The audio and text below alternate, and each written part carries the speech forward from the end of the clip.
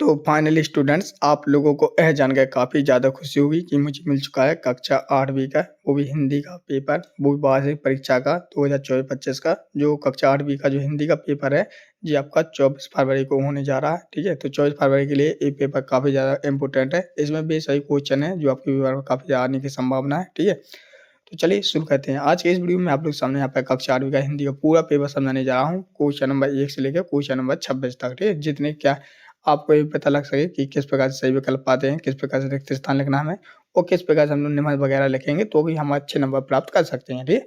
तो और इस वीडियो की मदद से आपको अनुभव भी हो जाएगा कि हम पे कितना बढ़ रहा है, कितना नहीं बढ़ रहा है, ठीक? तो चलिए शुरू करते हैं। तो सबसे हम लोग देख सकते हो यहाँ पे लिखा है राज्य शिक्षा केंद्र मध्य भोपाल। यहाँ पर समय दिया 2.5 घंटा और यहाँ पर पूर्णांक 60। 2.5 घंटे में आपको 60 नंबर का पूरा पेपर करना है। तो हम लोग सर्वप्रथम सही विकल्प से स्टार्ट करते हैं। तो चलिए सही विकल्प से स्टार्ट करते हैं। तो स्टूडेंट ये रहे आप लोग के सामने सही विकल्प। सही विकल्प में आप लोग के सामने यहाँ पे प्रत्येक 4 विकल्प दिए जाएंगे। तो 4 विकल्प में आपको एक को सही करना है। तो पहले प्रश्न देख लेते हैं। प्रभु जी तुम चंदन हम पानी, पंक्ति किस कवि की है? तो बताइए। अगर आप लोग पता है तो बेझिझक कमेंट करें कि सर इसका आंसर है आ है, बा है, सा है, दा है। जो भी आप लोग बेझिझक कमेंट कर सकते हैं। और जिन लोगों को नहीं पता तो उनके लिए ये जानकारी बता दूं, इसका सही आंसर हो जाएगा रैदास, ठीक है? रैदास जी की ये पंक्ति थी, प्रभु जी तुम चंदन हम पानी, ठीक है? चलिए अगला है क्वेश्चन। अगला क्वेश्चन नंबर 2 जिसमें लगा है मुंडा समाज के आराध्य देव सिंह का अर्थ क्या है? तो सिंह का अर्थ होता है सूर्य। क्या होता है? सूर्य। यानी कि दूसरे का दा ऑप्शन आपका सही है। तीसरा लगा यहाँ पे सत्या का संधि विच्छेद है। सत्या का क्या संधि विच्छेद है? तो इसमें आ जाएगा सत्य प्लस आग्रह, तो सत्याग्रह, ठीक है? जी हो जाएगा। आया समझ? इसी प्रकार से नेक्स्ट चौथा वाला जिसमें लगा पृथ्वी सूर्य की परिक्रमा लगभग कितने दिनों में पूरी करती है? तो इसमें आ जाएगा आपका 365 दिन में। तो ये आपका घावल वाला सही है। अगला क्वेश्चन है क्वेश्चन नंबर 5 जिसमें लगा रात्रि का पर्यायवाची है। तो रात्रि का पर्यायवाची क्या हो जाएगा? तो सभी लोग जानते हैं निशा हो जाएगा। तो इस प्रकार से आपके सामने 5 नंबर के सही विकल्प पूरी तरह से कंप्लीट हो चुके हैं। अब चलिए हम करेंगे क्या? रिक्त स्थानों की पूरी। तो स्टूडेंट ये रहे आपके सामने यहाँ पर रिक्त स्थान। तो पहले एक प्रश्न है जैसे छठवां लिखा तानसेन के गुरु थे। तो तानसेन के गुरु कौन थे? स्वामी हरिदास। तो आप लोग स्वामी हरिदास पर काट के चल लगा देना और यहाँ पर लिख देना है।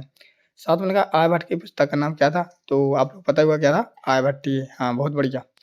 8वां लगा दर्शनीय शब्द में प्रत्यय है। तो दर्शनीय में प्रत्यय है ई, नीय। तो नीय आ जाएगा प्रत्यय। अगला श्रृंगार रस का स्थायी भाव है। तो इसमें आ जाएगा श्रृंगार रस का स्थायी भाव होता है रति। ये श्रृंगार जो आपके जो रस हैं वो 10 प्रकार के होते हैं और 10 के आपके स्थायी भाव होते हैं। तो वो सीख लेना, ठीक है? जैसे शोक का करुण, इस प्रकार हास्य का हंसी, इस प्रकार से सीख लेना क्योंकि इन्हीं में से आएंगे आपके। 10वां लगा आर्यों के प्राचीनतम ग्रंथ हैं। तो आर्यों के प्राचीनतम वेद है। तो वेद लिख देंगे। तो स्टूडेंट्स इस प्रकार से आपके सामने आप 5 नंबर के रिक्त स्थान पूरी तरह से कंप्लीट हो गए हैं। तो इस प्रकार से आपके टोटल 10 नंबर पूरे पक्के हो गए हैं। तो आपको पास कितने नंबर में? 25 नंबर में। अब चलिए देखते हैं हम नेक्स्ट को। नेक्स्ट आप लोग सामने यहाँ पे अति लघु उत्तर प्रश्न। जी आपके अति लघु उत्तर प्रश्न 2-2 नंबर में दिए गए हैं, काफी ज्यादा सरल हैं। जैसे कि आप पूछा बाली को क्या वरदान प्राप्त था? भारत का सर्वोच्च नागरिक सम्मान संगीत के क्षेत्र में किसे दिया गया है?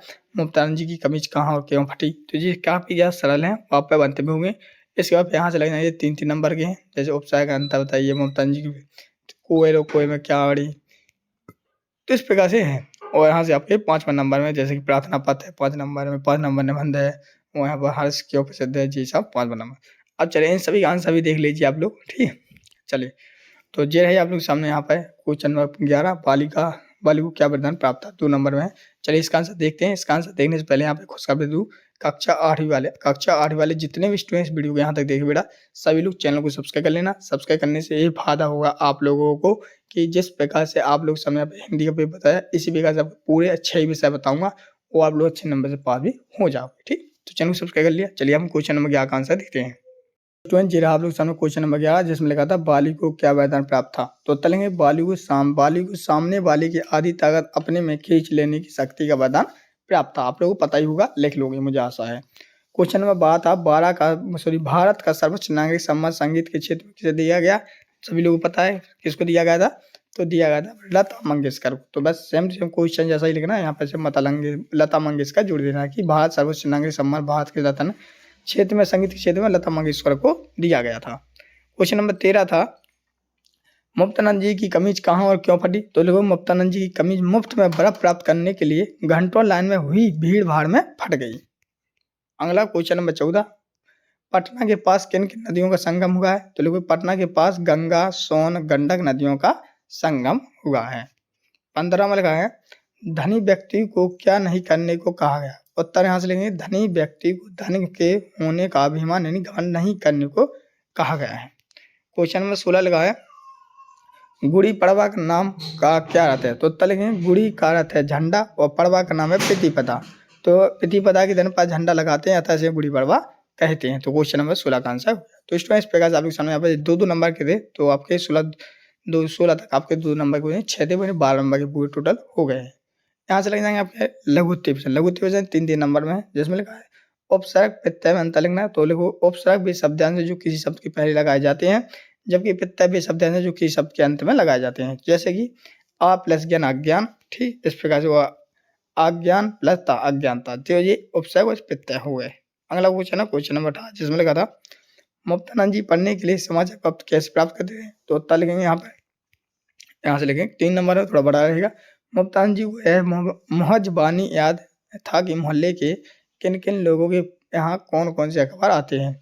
प्रत्येक दिन वह किसी न किसी के घर पहुंच जाते और अखबार प्राप्त करके पढ़ लिया करते थे।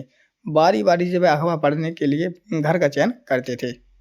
अगला क्वेश्चन नंबर 19 जिसमें लिखा कोयल और कोयल की वाणी में क्या अंतर। तो चलो कोयल की वाणी मधुर और सुरीली होती है जबकि कोयल की वाणी कर्कश और कटुक होती है। इसलिए कोयल की वाणी प्रिय और कोयल की वाणी अप्रिय होती है। तो क्वेश्चन नंबर 19 का आंसर पूरी तरह से कंप्लीट हो गया है। क्वेश्चन नंबर 20 लिखते हैं जिसमें लिखा है चित्तौड़ का जौहर क्यों प्रसिद्ध है। तो तले हुए चित्तौड़ का जौहर राजपूत नारियों के त्याग का प्रतीक है। चित्तौड़ के युद्ध में राजपूत लोग शत्रु से मुकाबला करते हुए शहीद हो गए और उनकी नारियों ने अपने नारुत्व एवं आत्मसम्मान की रक्षा के लिए चिता जलाकर स्वयं अपने बलिदान कर दिया। इस प्रकार विधर्मियों की कुदृष्टि से अपनी रक्षा की। तो इस प्रकार से आप लोग देख सकते हो। क्वेश्चन नंबर 21 जिसमें लिखा है गांव के वृद्ध व्यक्ति ने राजा से कौन सी 2 बातें पूछी। तो तले हुए गांव के वृद्ध व्यक्ति ने राजा से पूछा कि उन्हें प्रथम महल में एक युवक मिला था, उसने कहा कि राजा मर गए हैं, और दूसरे महल में एक युवती मिली थी जिसने कहा कि राजा अंधे हो गए। ऐसा उन्होंने क्यों कहा, यह 2 बातें पूछी। अगला क्वेश्चन 22 जिसमें लगा अर्जुन ने इंद्र से अपनी विद्या का उपयोग किन किन के लिए कहने को कहा। तो तले हुए अर्जुन ने इंद्र से अपनी धनु विद्या का उपयोग सत्य व न्याय की रक्षा, दुष्टों का दमन, असहायों की सहायता, नारी की रक्षा करने और निर्बल को सबल बनाने तथा धर्म की रक्षा करने के लिए कहा गया था। क्वेश्चन नंबर 23 जिसमें लगा था हर्ष इतिहास क्यों प्रसिद्ध है। 5 नंबर में है, ठीक है। तो जो कुछ मैंने बताया इन सभी को आप लोग नोट करते जाना, वो पढ़ते भी जाना, ठीक है। तो जैसे कि पूछा हर्ष वर्धन क्यों प्रसिद्ध है, तो इनका उत्तर आप लोग सामने यहाँ से होगा। सम्राट हर्ष वर्धन एक प्रभावशाली व्यक्ति थे और उनके पास एक विशाल सुदृढ़ सेना भी थी। उसका शासन सुविध एवं संगठित रहा। वह महान धार्मिक, दानशील, महान विजेता, कला प्रेमी तथा कवि एवं साहित्यकार था। उसने भारत की राजनीतिक एकता के लिए भरपूर प्रयास किए। उसने विदेशी आक्रमणताओं, हुड़ आदि को भी वहां से खरीद दिया था। प्राचीन भारत के इतिहास में हर्ष का सबसे बड़ा महत्व है कि वह उत्तरी भारत का अंतिम हिंदू सम्राट था जिन्होंने लगभग समस्त आर्यवर्त पर शासन किया। तो इस प्रकार से आप लोग पूरा का पूरा क्वेश्चन लिख के आंसर लिख लेंगे। क्वेश्चन नंबर 24 था महारानी अहिल्याबाई के किन किन कार्यों से मैसूर प्रसिद्ध हुआ। बहुत बढ़िया इंपोर्टेंट क्वेश्चन है। तो उत्तर लिखेंगे महारानी अहिल्याबाई ने नर्मदा नदी के किनारे एक किला और भगवान शिव का विशाल मंदिर बनवाया। शिवलिंग बाहर ज्योतिर्लिंगों से महेश्वर के नाम से प्रसिद्ध हुआ। उन्होंने इस मंदिर में अखंड दीप प्रज्वलित किया जो आज भी प्रज्वलित हो रहा है। इसके अलावा उन्होंने यहाँ सुंदर घाटों, धर्मशालाओं, मंदिरों तथा भवनों का निर्माण कराया। इस प्रकार महारानी अहिल्याबाई ने महेश्वर को प्रसिद्धि दिलाई। तो इस प्रकार से आप लोग सामने पूरा पूरा आंसर सब हुआ। अगला क्वेश्चन देख लेते हैं। क्वेश्चन नंबर 25 जिसमें अपने प्रधान अध्यापक को शुल्क मुक्ति हेतु प्रार्थना पत्र लिखना है। शुल्क मुक्ति भी कहलाता है। जैसे कि मान लीजिए आप कोई प्राइवेट स्कूल में पढ़ रहे हैं, वहां पर आप लोगों को पैसे लगते हैं, ठीक, तो आप लोग उस पैसे को कैसे माफ कर सकते हैं। तो लेकिन आपको श्रीमान प्रधान, यहाँ पे 1 मिनट ये लगा, श्रीमान प्रधान अध्यापक महोदय शासकीय माध्यमिक विद्यालय महुआ में होना भिंड जिला। तो यहाँ पर आपको अपने जिला का नाम लिखना, अपने स्कूल का नाम लिखना, विषय में लिखना है शुल्क मुक्ति हेतु। लिखोगे यहाँ से महोदय विनम्र निवेदन है कि मैं एक निर्धन परिवार का छात्र हूँ। मेरे परिवार में कुल 6 सदस्य हैं जिसका भरण पोषण मेरे पिताजी की मासिक आय से बड़ी कठिनाई से हो पाता है। आय के अन्य स्रोत न होने के कारण विद्यालय की पढ़ाई खर्च बिल्कुल असंभव आता। श्रीमान जी से निवेदन है कि मेरा शुल्क मुक्त करने का कष्ट करें। दिनांक डाल देना यहाँ पर यहाँ पे आपको कार्यकारी शेष लिख दिया, नाम डाल लेना। यहाँ पे क्वेश्चन नंबर 26 में आप लोग सामने आपका निबंध है, जो कि निबंध आपका पुस्तकालय है। तो इस प्रकार से आपको हेडिंग डाल देनी है, जो सब बता रहेंगे रूपरेखा, प्रस्तावना, ये सब रहेंगे। तो इस प्रकार से प्रस्तावना में आप लोग ये लिख देंगे। थोड़ा बहुत अपने मन से भी बना के लिख सकते हो निबंध, कोई जरूरी नहीं है कि टिप के ही लिखो, ठीक है। तो काफ़ी असर होता है। तो इस प्रकार से मैंने आपके सामने हिंदी का पूरा का पूरा पेपर समझा दिया है।